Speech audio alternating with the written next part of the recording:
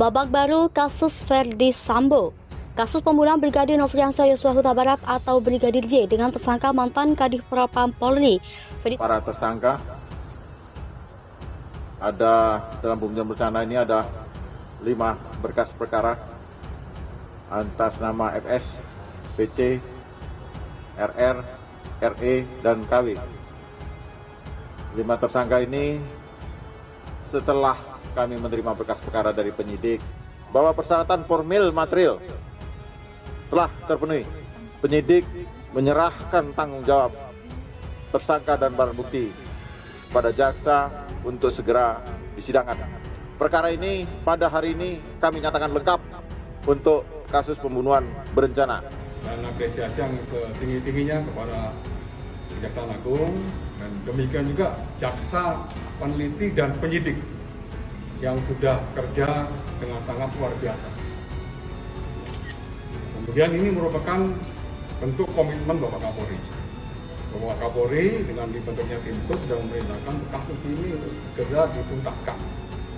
Ya, apa adanya.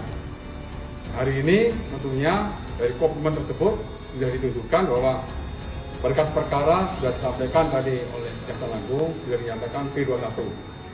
Yang berkas perkara terkait sangkaan pasal 340, subsidiar 338, 55, 56, 5 berkas perkara ya, dengan tersangka FS dan 4 tersangka lainnya, yang PC, RE, RR, dan KM. Orang tua daripada Joshua sudah P21 hari ini. Berita yang sangat menggembirakan kami terima, oleh karenanya kita menyambut baik. Kapan dimulai gelar perkara, yang penting kalau sudah disebut Papa 21, wah nggak ada lagi yang kurang. Kita akan mengikuti, menghadiri, dan tentunya ikut berperan serta di dalamnya sampai tuntasnya peradilan, Pancasila, tuntas ke finish-finishnya. Ternyata kewenangan Satgasus itu besar benar. Tindak pidana yang mewah, Mas. Narkotika, psikotropika, TPP.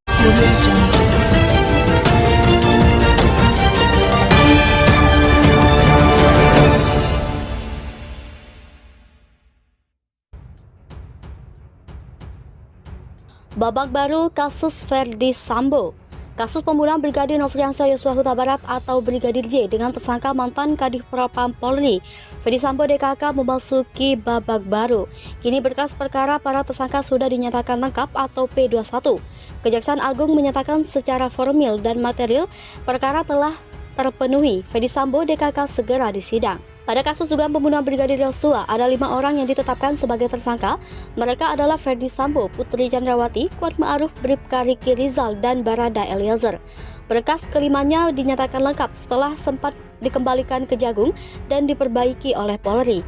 Kasus berikutnya ialah dugaan merintangi penyidikan kasus pembunuhan Brigadir Yosua. Ada 7 orang yang menjadi tersangka, yakni Verdi Sambo, Brigjen Hendra Kurniawan, Kombes Agus Nurpatria, AKBP Arif Rahman Arifin, Kompol Baikuni Wibowo, Kompol Cuk Putranto, dan AKP Irfan Widianto. 2 perkara jerat Verdi Sambo digabung. Berkas perkara 2 perkara yang menjerat Verdi Sambo akan digabungkan. 2 perkara itu ialah dugaan pembunuhan Brigadir Nofriansah Yosua Huta Barat dan perintangan penyidikan. Dia mengatakan penggabungan perkara diatur dalam pasal 141 KUHP. Menurutnya, 2 perkara itu bakal digabung dalam satu dakwaan saat proses sidang. Mendatangi rumah disebut markas konsorsium 303 di Jaksel, ini hasilnya.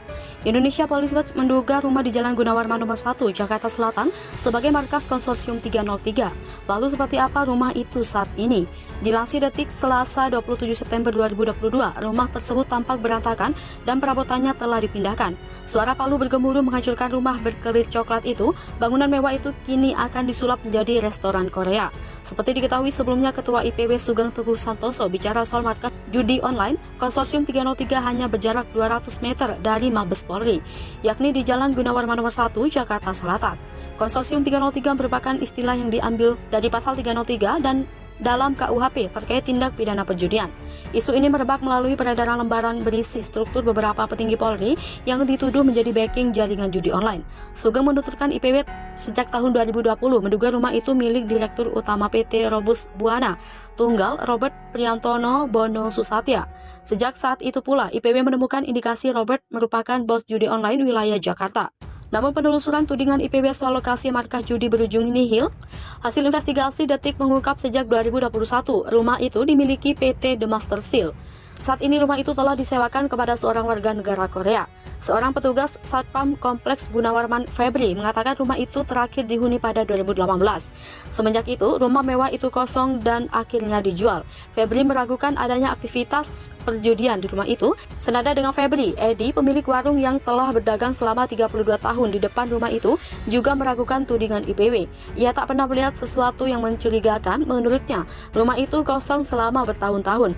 Polisi memang sering hilir mudik di sekitar kompleks rumah itu, namun Edi mengatakan hal itu karena ada rumah seorang petinggi Polri yang berlokasi kurang dari 50 meter dari rumah itu. Tim Detik berupaya memastikan ulang kepada Sugeng Teguh Santoso apakah betul rumah berkalir coklat di Jalan Gunawarman nomor 1 itu adalah yang diduga IPW sebagai markas judi. Di wawancara terpisah, Robert Priantono Bono Susatya membantah rumah di Jalan Gunawarman nomor 1 itu miliknya. Dia mengaku memang memiliki rumah di depan di daerah itu, tetapi bukan rumah yang dimaksud oleh IPW. Pantauan Detik pada Minggu 25 September, rumah mewah berwarna putih itu tampak sepi. Sumber lain Detik yang telah belasan tahun bermukim di sana mengatakan sejak 2010 rumah itu dipakai untuk kantor PT RBT. Menurut dia, setiap hari ramai berjejer mobil karyawan parkir di sekitar Taman Gunawarman. Sumber ini menambahkan sejak 2019, rumah itu selalu didatangi oleh purnawirawan petinggi polisi hingga jenderal aktif. Setiap hari pula ada penjagaan dari anggota brigade mobil dan mobil patrol terparkir rapi di depan rumah Robert. Tim Detik telah berupaya mengkonfirmasi soal aktivitas rumahnya yang janggal kepada Robert, namun hingga artikel ini terbit, Detik belum mendapatkan jawaban. Adapun Kadif Humas Polri Irjen Dedi Prasetyo menyebut hingga kini tim khusus belum memiliki informasi apapun soal konsorsium 303. IPW desak Kapolri usut konsorsium 303 yang kegiatannya perjudian, prostitusi, penyelundupan suku cadang palsu, solar subsidi, minuman keras hingga tambang ilegal. Indonesia Police Watch meminta kepada Kepolisian Negara Republik Indonesia Jenderal Listio Sigit Prabowo membentuk tim khusus untuk mengusut soal dugaan konsorsium 303 terkait judi online.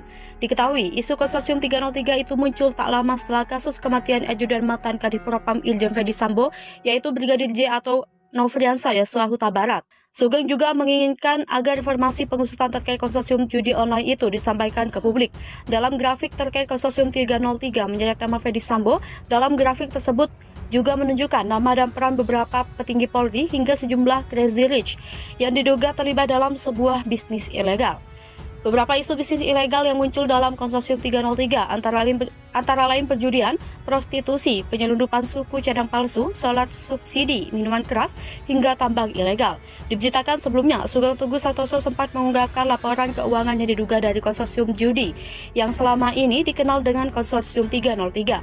Laporan keuangan itu diungkap dalam bentuk list bantuan untuk keperluan oknum kepolisian di Mabes Polri. Dalam tayangan Aiman di Kompas TV Senin 26 September 2022, Aiman selaku pembawa acara menyebutkan sederet uang yang diduga disalurkan ke oknum polisi.